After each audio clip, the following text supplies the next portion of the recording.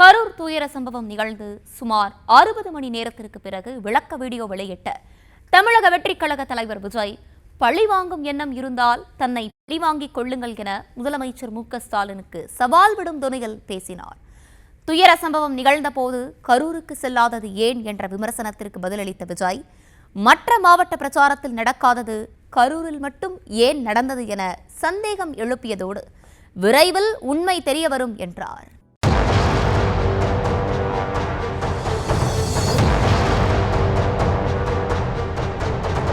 கரூரில் விஜய் பிரச்சார கூட்ட நெரிசலில் சிக்கி 41 பேர் உயிரிழந்த சம்பவம் பெரும் அதிர்ச்சியை ஏற்படுத்தியது. கடந்த சனிக்கிழமை சம்பவம் நடந்த நிலையில் கடந்த 3 நாட்களாக தாவேக்க தரப்பினர் அமைதி காத்து வந்தனர். கரூரில் நிகழ்ந்த துயரச் சம்பவம் குறித்து திருச்சி விமான நிலையத்தில் செய்தியாளர்கள் கேட்ட கேள்விக்கு கூட எந்த பதிலும் சொல்லாமல் சென்று விட்டார் விஜய்.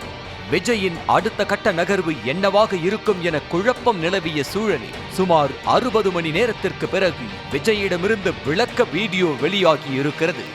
என் லைஃப்ல இந்த மாதிரி ஒரு பெயின்ஃபுல்லான ஒரு சிச்சுவேஷனை நான் ஃபேஸ் பண்ணதே கிடையாது. மனசு முழுக்க வலி மட்டும்தான். இவ்வளவு வலி நிறைந்த சூழலை தாம் எதிர்கொண்டது கிடையாது என்ற விஜய், துயரச் சம்பவம் நிகழ்ந்த போது அங்கு போக வேண்டும் என்று நினைத்ததாகவும், ஆனால் அந்த சூழலில் தாம் சென்றால் வேறேதாவது அசம்பாவிதம் நிகழ்ந்து விடுமோ என யோசித்துதான் தவிர்த்து விட்டதாகவும் தெரிவித்தார். விரைவிலேயே கரூர் மக்களை சந்திப்பேன் என கூறிய விஜய், இந்த வலி மிகுந்த சூழலில் தனக்கு ஆதரவாக நின்ற அரசியல் கட்சி தலைவர்கள், நண்பர்களுக்கு நன்றி என கூறினார். மனுஷன் தானே, அந்த நேரத்தில் அத்தனை பேர் பாதிக்கப்பட்டு இருக்கும்போது எப்படி அந்த ஊரை விட்டுட்டு என்னால் கிளம்பி வர முடியும்? நான் திரும்ப அங்கே போகணும்னு இருந்துச்சுன்னா அதை ஒரு காரணம் காட்டி அங்கே வேறு சில பதட்டமான சுச்சுவேஷன்ஸ், வேறு சில அசம்பாவிதங்கள் அந்த மாதிரி எதுவும் நடந்துடக்கூடாதுன்றதுக்காக தான் நான் அவாய்ட் பண்ணேன்.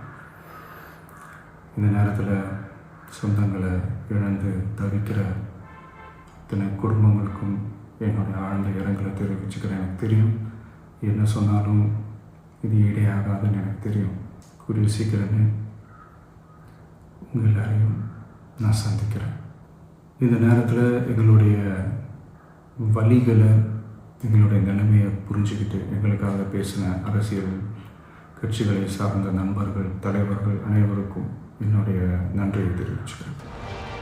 ஏற்கனவே 5 மாவட்டங்களில் சுற்றுப்பயணம் சென்றிருந்த போது நடக்காத துயரம் கரூரில் மட்டும் எப்படி நிகழ்ந்தது என சந்தேகம் எழுப்பிய விஜய், நடந்த உண்மையை கரூர் மக்கள் வெளியில் சொல்லும் போது கடவுளே வந்து சொல்வது போல இருந்தது என்றார். மக்களுக்கு எல்லா உண்மையும் தெரியும் என்ற விஜய், மக்கள் பார்த்து கொண்டுதான் இருக்கிறார்கள் என்றார். கிட்டத்தட்ட ஒரு 5 மாவட்டத்துக்கு பிரச்சாரத்துக்கு போனோம். இந்த மாதிரி எதுவுமே நடக்கல. ஆனால் கரூரில் மட்டும் ஏன் எப்படி நடக்குது, எப்படி நடக்குது? மக்களுக்கு எல்லா உண்மையும் தெரியும். மக்கள் எல்லாத்தையும் பார்த்துக்கிட்டு இருக்கிறாங்க. கரூரை சேர்ந்த அந்த மக்கள் அந்த உண்மையெல்லாம் வெளியில் சொல்லும்போது எனக்கு கடவுளே நேரில் வந்து இறங்கி அந்த உண்மையெல்லாம் சொல்கிற மாதிரி எனக்கு தோணுச்சு.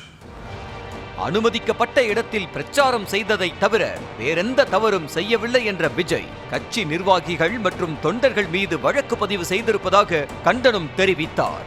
அத்தோடு தன்னை பழிவாங்க வேண்டுமென்றால் பழிவாங்கிக் கொள்ளுங்கள், தொண்டர்கள் மீது கை வைக்காதீர்கள் என முதலமைச்சருக்கு சவால் விடும் தொனியில் விஜய் பேசினார். எங்களுக்கு தரப்பட்ட இடத்துல நாங்கள் போய் அந்த ஸ்பாட்டில் நின்று நாங்கள் பேசிட்டு வந்தோம். அதை தாண்டி எந்த தவறும் எங்கள் சைடில் நாங்கள் எதுவும் செய்யலை. பட் இருந்தாலும் எங்கள் கட்சியை சேர்ந்த நிர்வாகிகள், தோழர்கள் மேலே எஃப்ஐஆர், அது மட்டும் இல்லை சோஷியல் மீடியாவை சேர்ந்த நண்பர்கள், தோழர்கள், அவங்க மேலே எஃப்ஐஆர்லாம் போட்டு இப்போ பிடிச்சிக்கிட்டு இருக்கிறாங்க. உங்களுக்கு ஏதாவது இந்த பழி வாங்கணும் அப்படின்ற எண்ணம் ஏதாவது இருந்துச்சுன்னா என்ன வேணாலும் பண்ணுங்க, அவங்க மேலே கை வைக்காதீங்க. கரூரில் 41 பேர் உயிரிழந்த விவகாரத்தை அடுத்து விஜய் அரசியலை விட்டே விலக வாய்ப்பிருப்பதாக சமூக வலைத்தளங்களில் பேசப்பட்டு வந்த நிலையில் அதற்கும் அந்த வீடியோவில் பதிலளித்துள்ளார். நண்பர்களே, தோழர்களே, நம்மளோட அரசியல் பயணம் இன்னும் ஸ்ட்ராங்காக, இன்னும் தைரியத்தோட கண்டினியூ ஆகும். கரூரில் நிகழ்ந்த துயரச் சம்பவம் சதிவலை பின்னப்பட்டிருக்கிறது என குற்றம் சாட்டும் வகையில் பேசிய விஜய், பிரச்சார இடத்திற்கு தாமதமாக வந்தது, எச்சரிக்கையை மீறியும் பிரச்சார வாகனம் முன்னோக்கி சென்றது உள்ளிட்ட காவல்துறையின் குற்றச்சாட்டுகள் குறித்து பதிலளிக்காமல் மௌனம் காத்தது விமர்சனத்திற்குள்ளாகி வருகிறது.